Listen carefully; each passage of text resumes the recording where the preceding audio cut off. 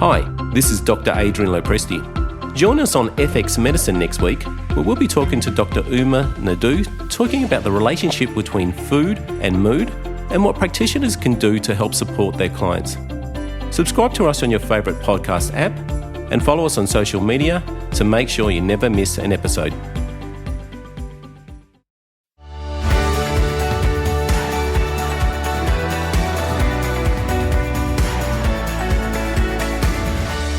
Welcome to FX Medicine, bringing you the latest in evidence-based, integrative, functional and complementary medicine. I'm Dr. Michelle Woolhouse. FX Medicine acknowledges the traditional custodians of country throughout Australia where we live and work and their connections to land, sea and community. We pay our respects to the elders past and present and extend this respect to all Aboriginal and Torres Strait Islander people today. One of the most emotionally complex and at times devastating diagnoses is that of the diagnosis of cancer. Cancer is a complex disease that shares the same etiology of abnormal cell growth. Cancer can arise in almost every cell type and in fact refers to about 100 different diseases.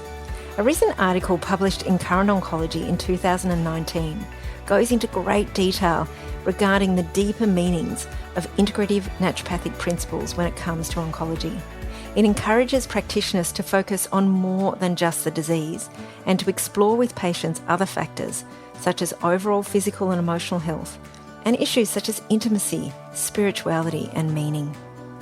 Joining us today is Miss Carla Wrenn. She's a naturopath and founder of the Peninsula Herbal Dispensary in Mornington. She's a regular lecturer and educator and is passionate about supporting people through their oncology journey. She loves sharing the research findings and doing the best for her patients and their families. Welcome to FX Medicine, Carla. Thanks for being with us today. Thanks for having me and thanks for the introduction.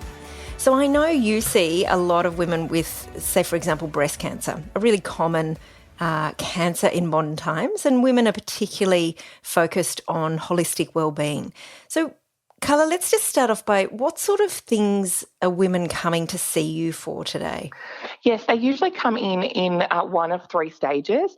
They'll come in during the shock and I would say trauma of the initial diagnosis, looking to really adopt some of those wellbeing strategies that they've used throughout their life, but now feel like they need to be updated given their current diagnosis.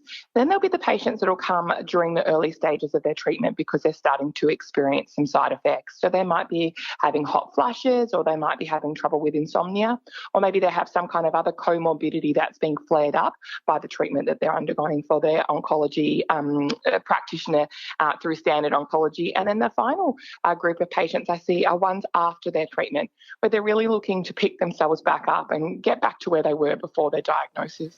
I mean, it's a beautiful way that you kind of shape that, and there's obviously so much that people can do to support that holistic approach to care. So having worked alongside you with lots of these patients, I can certainly attest to the benefits of having someone like you on the team.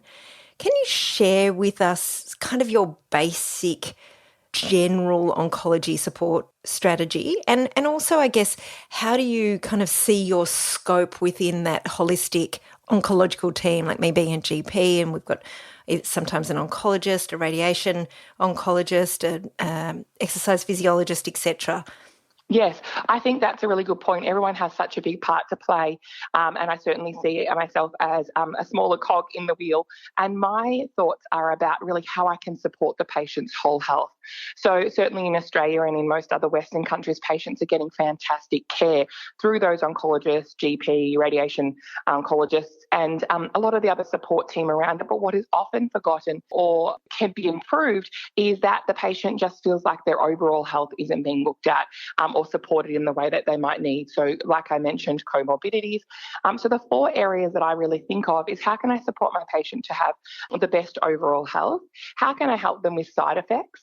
how can we adopt some modifiable lifestyle factors like diet, sleep, rest, relaxation, that's all published in the research to be shown to improve cancer outcomes, and how can we look after them and their carer to get the best not only from their oncology treatment with their standard practitioners, but also with their whole health, and give them a little bit of control back too, so they feel like they're a part of the cog in this big wheel of treatment, as opposed to being, an innocent bystander that's just having everything happen to them. Yeah, and I think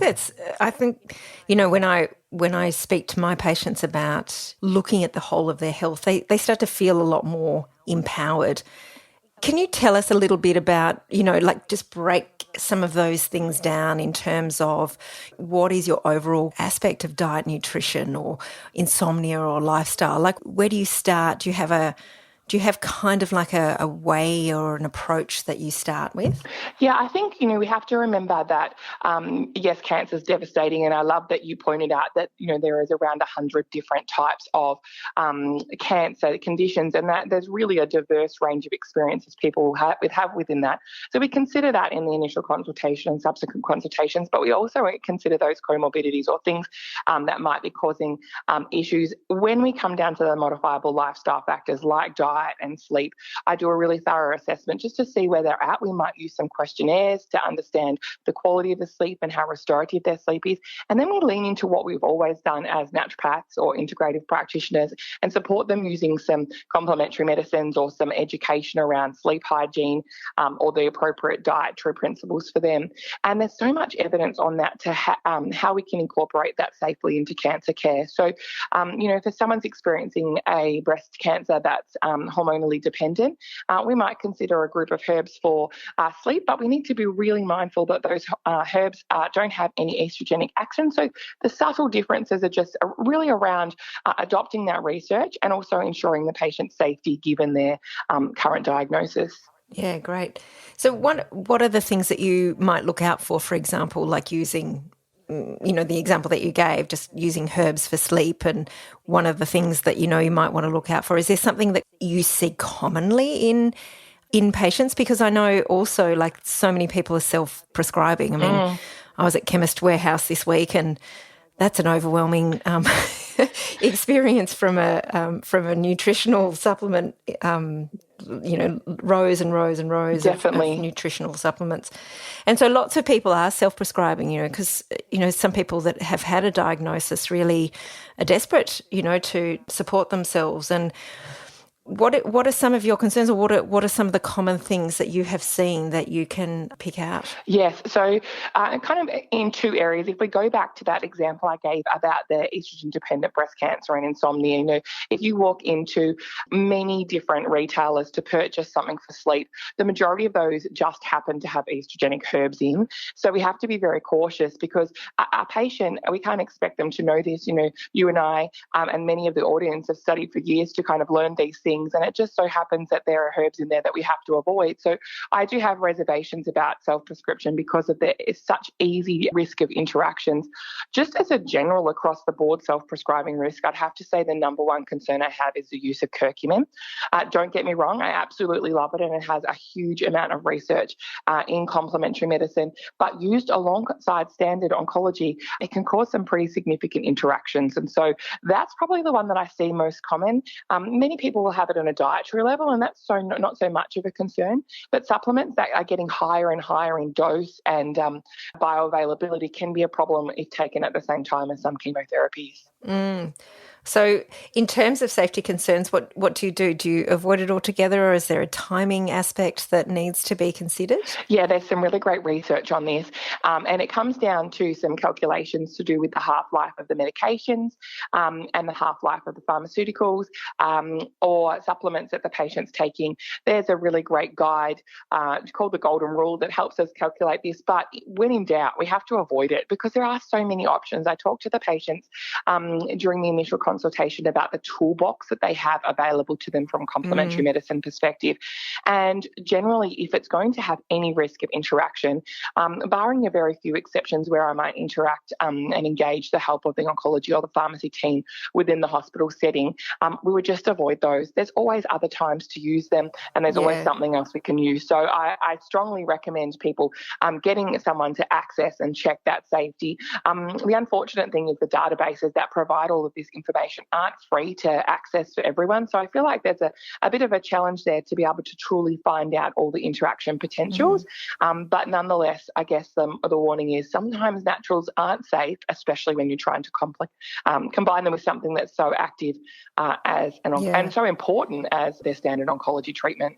I mean, I always found it really helpful to team up with a community pharmacist, particularly one that's got an interest in complementary medicine, because I found them so helpful, at those tricky times as well. And you talk about developing a team. Like I know, you're a big fan of the McGrath Foundation, breast care nurses and breast support masseurs and exercise physiologists. Tell us about these supports and what have you found, of benefit working within a more, specific team for some of your breast cancer patients?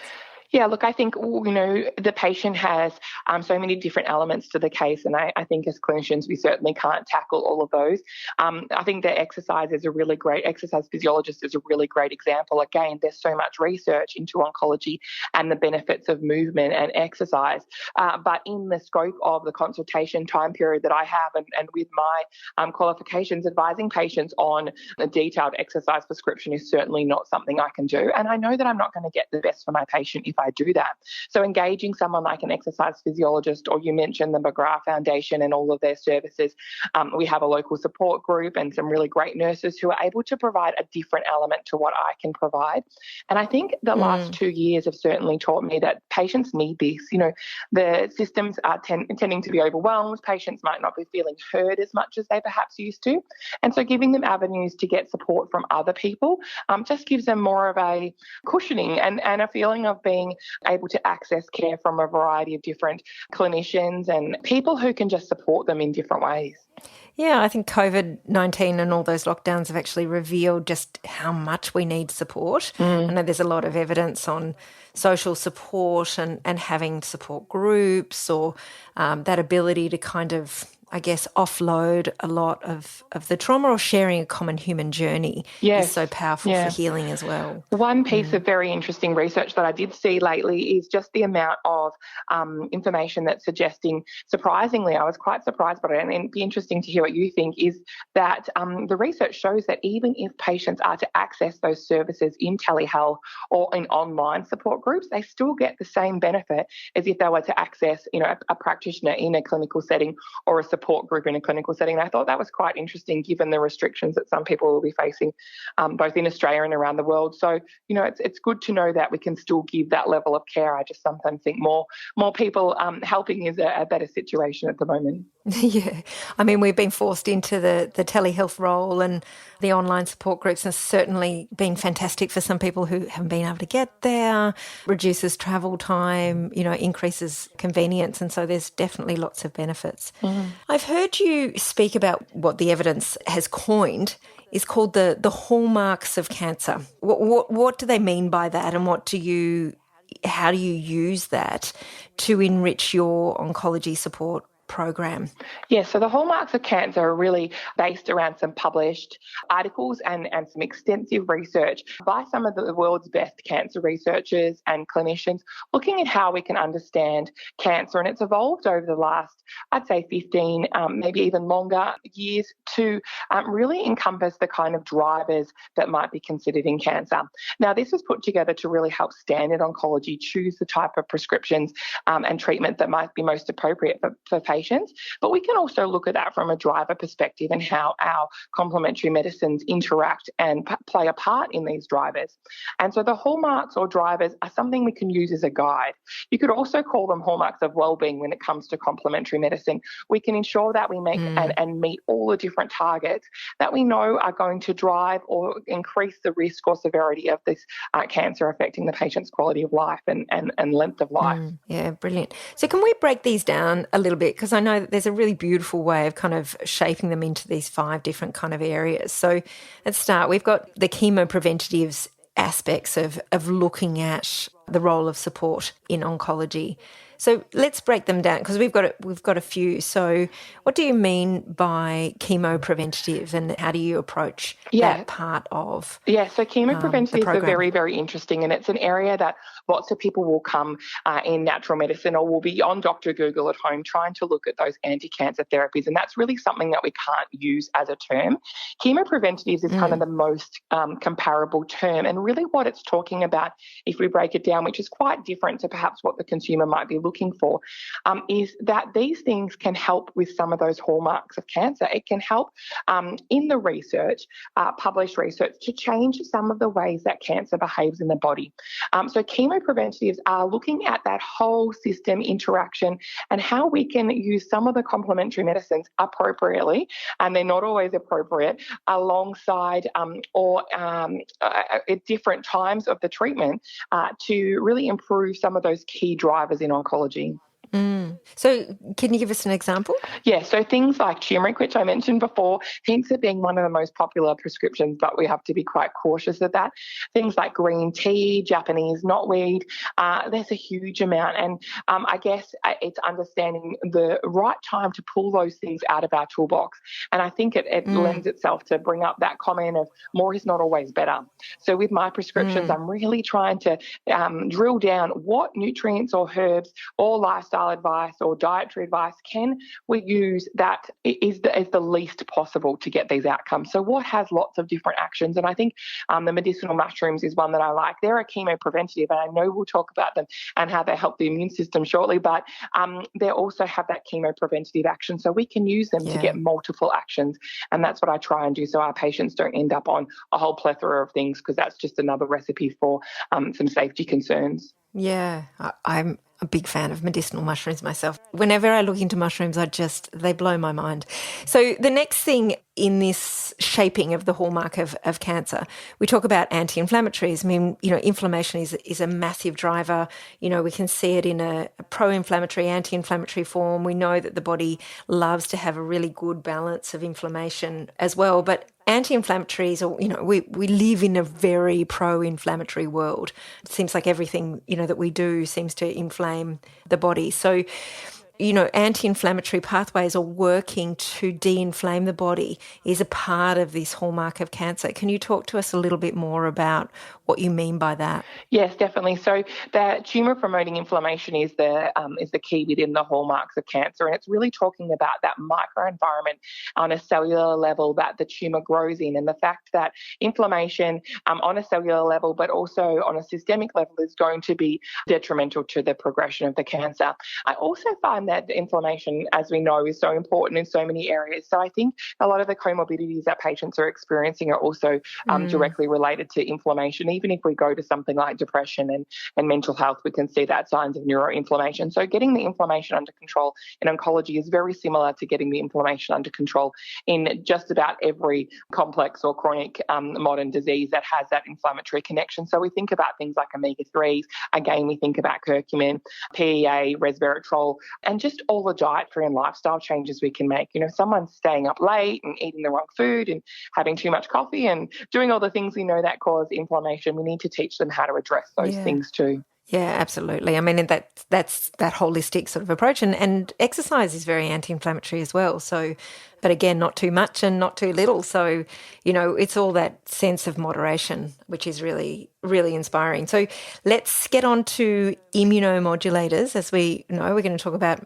medical mushrooms or medicinal mushrooms. So immune modulation is really important because the immune system is where inflammation occurs. It's where the white blood cells, do their jobs, where we protect ourselves against viruses and parasites and bacteria. So let's talk about immune modulations in that sort of sense of the hallmark of cancer. Yeah, so we're really trying to ensure that the immune system does what it needs to do and is destructive in the appropriate way when these cells are incorrectly formed. And so, there's extensive research around the immunomodulators. So from things like melatonin and vitamin C and astragalus right down to the medicinal mushrooms, we can see lots of evidence of the way that this can help in many ways in oncology, but particularly around supporting the immune system. And, the research on compounds like PSK, which is a real Japanese-based formula, just really exciting. We can adopt that and use mushrooms like turkey tail and shiitake, which you mentioned, and a whole group of other ones to really encourage the immune system to go back to what it needs to do. And these are one of the ones that we also have to be careful, because a lot of the new immunomodulator or immunotherapies that are being used, we have to be cautious with using the mushrooms and things like vitamin C and melatonin. But again, in the right time, provide some really wonderful benefits and great to bring into your diet. You're never going to cause yourself harm by eating mushrooms, even if you're on a treatment. So, having those shiitakes or other reishi, other mushrooms that you enjoy, even just button mushrooms have been shown to improve the immune system. So, get eating the mushrooms. Yeah, I'm a big fan of mushrooms. And then we talk about hormonal modulators. So hormones are not involved in every single cancer, but certainly some of the most prevalent cancers like breast cancer, prostate cancer, etc., have got a hormonal modulation aspect in their treatment programs. So tell us a little bit about how that works with the hallmarks of cancer. Yeah, so like you mentioned, it's not something we assess for everyone, but in someone that's coming with a potentially hormonally dependent or stimulated cancer, we do get some assessment done. So I usually lean into some functional pathology and organise to get some good hormonal assessment done to really understand the pathways and how that person is metabolising their hormones. Again, we look at things like diet and lifestyle. I'm sure your listeners are really familiar with things like plastics and the effect that they might have on hormones. So we really try and clean up ways that hormones could be causing some issues within the body and in the cancer itself. And then we use things like calcium deglucarate, which has some really strong and amazing evidence, right down to rosemary. Even in the herb form as a fresh tea, we find that rosemary has an action on stimulating pathways that help for detoxification of hormones. Brilliant. And so the last one, is blood sugar regulation. So blood sugar regulation seems to be such a strong driver towards inflammation and insulin resistance and just almost kind of messing up cellular messaging. So tell us about blood sugar regulation as part of this oncology support program. Yeah, so blood sugar regulation, if we look at the general Western diet and the type of foods that people might be consuming, and very often they don't understand blood sugar regulation. They might have a genetic tendency to have an issue with insulin resistance or even family history of type 2 diabetes, and all of these things, complications to the drivers of cancer, and certainly activate some of those hallmarks we've been talking about. And as complementary medicine or functional medicine practitioners, we're really in a great place to be able to educate our patients about this with some subtle dietary changes, using basic bloods to assess what their blood sugar levels might be looking like, and then using appropriately things like gymnema, talking to them about fibre and the healthy fats and having enough protein, all really improve these messages and the problems that can be associated with elevated blood glucose level that seems to be quite consistent across a lot of the cancers that I'm seeing. Yeah. I think the other beautiful thing about regulating someone's sugar is how much it impacts somebody's mood. For example, often the oncology journey is filled with anxiety-provoking situations. And so, regulating someone's blood sugar actually helps to regulate their mood, regulate their sleep, and just regulate their ability to kind of cope with challenging situations for which they're most likely going to face, on a day-to-day, week-to-week sort of basis. So such, fantastic kind of whole person care where you really, you might be focusing on looking at sort of bodily health in lots of ways, but in fact we're working on mental and emotional well-being as well. Definitely, and I think it brings up a good point too. Lots of people will come because of that stress and anxiety and maybe the trauma of the initial diagnosis, having significantly changed their diet before I even see them. And especially if they've got a good level of health knowledge, but surprisingly many of those changes that they make, particularly if they pull out lots of fats or animal proteins, mean that their blood sugar regulation is actually worse. And so they're trying to make these really positive changes, but it's leaving them feeling a bit unusual because they're just not having enough carbohydrates or complex carbohydrates perhaps to balance their blood sugar, and they are getting a bit more lightheaded and some of the hypoglycemic symptoms. So trying to show them how to formulate a really balanced diet and still, engage in the kind of things that they're trying to do with their dietary strategies, but just make sure it's not leaving them feeling, deflated and malnourished as well. Yeah, and I think that's where having a support person, there with you, because What I find also about the cancer journey is that often the family members are quite anxious as well. And so the person experiencing the cancer can sometimes feel like they can't burden their familial support people with additional kind of things that they're doing. And so having that kind of external support person where they can freely kind of discuss, really what they want to do can be a really powerful kind of balancing effect for them. So they don't have to burden, or they're not burdening, but they often feel like they're burdening their family members them, with, yes, yeah, that's right. But I wanted to add a couple more. It's not, official, but I think there's a couple of other aspects of well-being that are really important to consider, and that being like circadian dysregulation. I mean, I read an article yesterday actually about our teenagers having the worst sleep in the history of humanity. So quite a large That's alarming, headline in the conversation yesterday. Yeah. But circadian dysregulation is actually associated with hormonal dysregulation and stress hormone dysregulation and all sorts of inflammatory issues as well. So, and I think it's a really fabulous thing to talk to people about the importance of deep sleep, the importance of the restoratory aspect of sleep, but particularly in supporting someone on their oncology journey. Yes. Tell us how you approach that too. Yeah, so I really try and engage them around the quality of their sleep. And I think it's one of those things that you have to dig a little bit of deeper with patients. I want to know about their dirty little secrets, like they are on their phone late at night, or yes. I don't know, that they're sleeping in really late and they're going to bed really late. If you ask a patient how many hours they get, and they'll just answer, they wrote 8 hours, but they're not telling you that that's from 2 till 10 a.m., 2 a.m. to 10 a.m. or something like that.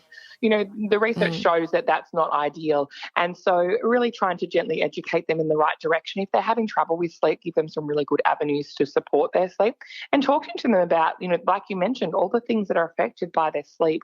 Blood sugar regulation is another big one. And if they can make changes to that, it's a much easier and more pleasurable thing to change than perhaps having to give up their favourite foods or some of the other things that we might ask them to do during this whole thing. I generally say to them, if they're having really terrible sleep or they've got a terrible pattern, we talk about doing like a sleep rehab or a sleep reset, and really just focusing for 7 to 10 days on all the things they need to do to get an earlier night and a better quality sleep, whether it be starting their wind down time at 5 o'clock and having their meal earlier and getting off tech and having a nice warm bath, or having, kind of a sleepy tea, just really establishing new patterns and trying to invest in getting to bed earlier and getting better quality sleep. They feel like different people. They come having more ability to cope with stress and the situation, and quite often their family members start to do the same as well. So everyone's feeling a bit better for it. And I think it's a lovely expression of self-care as well. Like, it's just such a natural part of our lives. And, I really harp on about sleep hygiene and optimising sleep. And the other thing that I think is really important, we've mentioned it, throughout this discussion already, is that how stressful the oncology journey often is and how anxiety-provoking it is. But chronic stress is quite a severe issue. The World Health Organization say 80% of all chronic disease has some aspect of chronic stress involved in the etiology of it. So, that being chronic emotional stress, chronic mental stress, spiritual stress, physical stress. I mean, the world is a very fast-paced culture and we revere stress, but stress is really important to address in the cancer journey. How do you go about supporting your patients in that regard? Yeah, great question. I feel like they come to me quite often on one of their worst days or periods of their lives. And so we go gently. It's like an onion. We try and peel the layers. And so I'll ask the general questions about stress. But I think the more you spend time with the patient and the more the trust is there, sometimes the things and the layers start to come off, and we can really get the basis of what's causing the stress and then be able to support that. And like you said, it can be multiple things. But if it's a financial stress, or if it's a stress about a loved one, or dealing with the emotions and perhaps a trauma of knowing that your life may not be as long as you expected it to be, they're big issues. And so I really try and support them with the nutritionals and herbals that I know may help, but also really engage other support people, whether it be psychologists, counsellors, other services that might then be able to set them on a better path. And we talk about it, not overnight changes. These are changes that we work on over a period of time, particularly things like financial stress. stress. It's obviously not going to change overnight, but how can they put into place some strategies to start to relieve some of the stress? Can they just, organise to talk to someone about it who's a specialist in that area, or confide in someone, and who is their support system? I think social connection and the support system is a huge part of this as well. So how can they lean back on their people, or have new people that they can work with on these stresses as we start to kind of unravel what's perhaps been years and years of ongoing stress? Yeah, definitely. Yeah, and that long-term kind of, often when somebody has a significant diagnosis, it can be a fantastic opportunity to make some really significant life changes. But obviously changing everything overnight is stressful in itself. So going slow is definitely a really lovely approach. So I wanted to shift our conversation a little bit, because I know, through our pre-podcast conversations and stuff, we were talking a lot about the incredible new research in regards to the gut biome and cancer prevention, and even the response to chemotherapy. And also having, I guess, the idea of the gut biome in mind when we deal with cancer in general, but also in particular specific gut cancers like bowel cancer or rectal cancer, for example. So tell us the latest research and how you try and incorporate this into your supportive methods. Yeah, excellent question. So in 2021, a really great study was published that I encourage people to look at, called Gut Microbiome and its Role in Colorectal Cancer. And that really opened up a whole level of understanding and concise and actionable knowledge around how we can adopt and utilise the microbiome in a number of ways when we're thinking about those kind of gut-specific and bowel-specific cancers. So it's a number of different things. They're even looking at how can we assess the microbiome, a bit like they might do a fecal occult blood test, to predetermine people that might be at risk of colorectal cancer because of the species inhabiting their microbiome. So really, when my patients come to me with a diagnosis, it's one of the things we must think about, for all patients, but particularly for those gut-based oncology cases. And so I'll usually organise to do some form of assessment of their microbiome to discover if they do have any of those species, but also to find out a bit more about what's going on there with digestive enzymes, acids, detoxification profiles, those kind of things. And, getting the microbiome sorted for people with any cancer diagnosis, as you mentioned, helps the absorption or effectiveness of the chemotherapy in new research. So it's a big area, and I think we're just learning the tip of the iceberg. And I think going forward, there'll probably be so much more to learn, but certainly something that's important to keep our eye on and then discuss with our patients. Yeah, definitely. So you mentioned testing for the gut biome. There's a lot of different tests out there. Is there one that you particularly favour? It's a tricky question. I think it's like choosing your favourite children. I really do still love the CDSA level 2 for its basic nature and its actionable information. But then I would also use things like a Microba and some of the more advanced testing if I'm trying to get a bit of a bigger overview, particularly if patients have already been through their treatment and we're now trying to provide a microbiome that's preventative or protective long term. And so really I choose different tests given the stage that someone's at. Also financially what they're able to do. We talked about stress and financial stress, and the last thing I want to do is cause more stress. So it's really about picking what's appropriate for each patient and then using as much of that information to direct the care that we're giving them. And I guess also, dietary advice and utilising or even probiotics, that kind of thing. Like, do you ever sort of utilise that without doing testing? Do you find that is of benefit for some people? 100%. So, just even talking to people about fibre in food and why fibre is so important as a prebiotic and the kind of fibres that we can add. I'm a big fan of hummus, and it's one of those foods that you can really add to increase the fibre quite simply. Most people love it. It's easy to put into snacks or add on veggies. Adding fibre is a start of that prebiotic change. We can obviously use fermented foods, and simple probiotics still have a big place. So not everyone would be using testing. Certainly if it wasn't a gut-based cancer, then there was probably more likelihood that I would be using just some general strategies because there's other things I might be testing or other more important things to address. I think it's just another point to be mindful of too is that the probiotics are fantastic and we would consider them generally very safe. But if someone's using a chemotherapy that's having a really significant effect on on their white cell count, particularly neutropenia, we have to be cautious because we can actually cause a probiotic infection. So it's one we need to choose a little bit carefully, but very important. You can't go wrong with the food that will help as a prebiotic action. Yeah, definitely. And I think that's empowering for the practitioner, but it's empowering for the patient as well. Like if there is financial issues or treatment fatigue. That was the next question I want to talk to you about it, because this is what I see in my practice is a sort of sense of treatment fatigue. You know, I think often what happens with people with the diagnosis of cancer is their life is going along day by day, ordinary, and then bang, this news comes, and as you mentioned, earlier in the talk, this sense of trauma.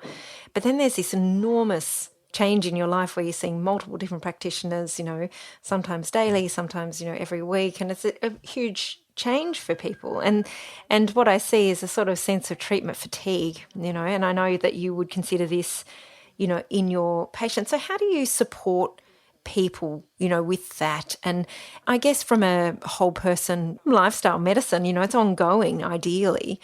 And how long do you try and treat people for? And how do you wrap it up for people? Like, what's your approach there? Yeah, so in the first consultation, I really try and highlight the fact that we do have so many options, but the skill is choosing the appropriate option at the appropriate time. And so whether it be keeping supplements to the minimum or just making simple changes, not overwhelming them, giving someone a huge dietary handout is something that we're sometimes encouraged to do. But I know just from my experience in clinical practice, I'll probably never adopt anything out of it if it's too overwhelming. So really just if we're working on diet, one meal at a time, how can we up-level the breakfast to be more appropriate? And next time we might more talk about how to make some simple changes to get more movement into their day. And so I try and really chunk it down and just give them the bits that are most important. And you have those patients that are really motivated and engaged and they want to know more. And there's always more we can tell them, but I try and keep it on the simpler side. So then it's something that over time evolves to be a completely new looking life, and perhaps something that's much healthier, not only for their oncology, but also for their general well-being. Family usually makes those changes as well. And so some patients that I've been working with, upwards of 15 years, are looking at how we can improve things. And it's ever changing, particularly if someone's had an extensive period of treatment, like some of my metastatic patients who are on ongoing treatment, the type of things we have to do for their diet or the strategies that we have to continue to change and make so that they can continue on to be as healthy as possible while undergoing those long-term therapies mean that there's always something to learn. Brilliant. Is there any questions that I haven't asked you, or is there something that you haven't said that you really feel is very important for all of our listeners to hear? Yeah, I think it's just really important to be mindful of the fact that patients do have so much they can do on this day when they get this terrible diagnosis and the weeks subsequent to that there's a lot of support available and also a lot of research for that support. That's why I got into working in this space and supporting patients undergoing cancer care, is because I was just so inspired by the amount of information that was there to say, using particular herbs and nutrients were helpful and effective. And I think getting the right advice, taking your time, not making rash changes, and also really looking at how we can support the patient, but also the carer. There's a lot of research one of my colleagues is doing up in Sydney on how we can support the carer and ensuring that they don't end up having worse health in the long term, which is what the data kind of shows. And so I think it's just that there are lots of people like you and I and other clinicians working in this area who are here to help and give the right advice. So walking into some of those retailers we mentioned and grabbing something might seem simple, but I feel like there's a lot of better quality and actionable and researched evidence ways to go about it that it's probably more cost effective in the long run and gets better outcomes. Yeah.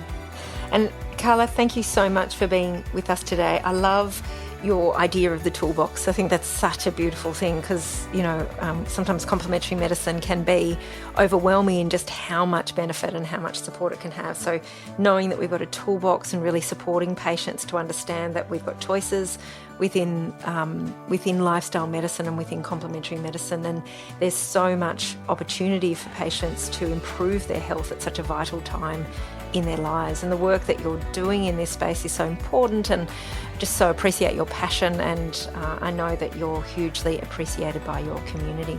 Thank you very much. Yes, I think it is an exciting time, and it's such a pleasure to work in this space, and So I'm very appreciative. So thank you everyone for listening today, and don't forget that you can find all the show notes, transcripts and other resources that we discussed from today's episode on the FX Medicine website. I'm Dr. Michelle Woolhouse, and thanks for joining us. We'll see you next time.